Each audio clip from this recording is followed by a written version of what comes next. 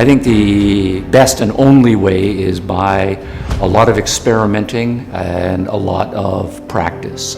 So you don't want to be a copycat, an imitator of other people. We all want to dress for ourselves. I think it's very natural with young people.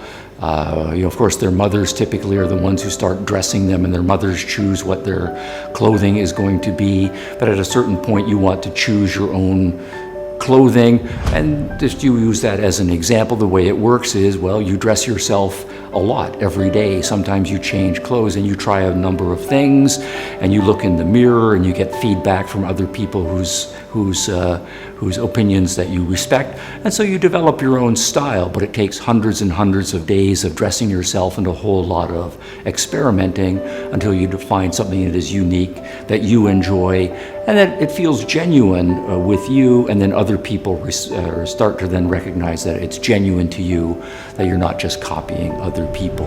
The same thing with music. How do you find your own taste in music? Or if you're going to be a musician yourself and to start composing lyrics and music and so forth.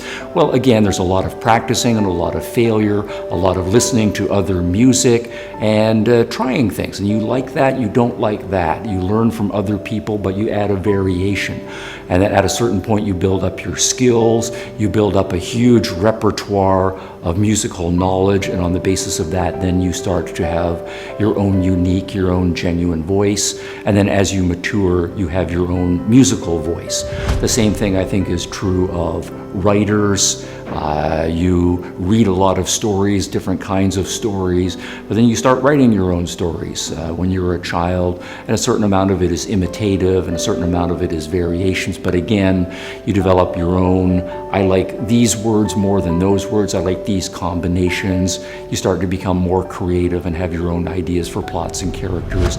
Then you develop a distinctive voice. So I would say the answer to the question would be a generalization on all of those examples.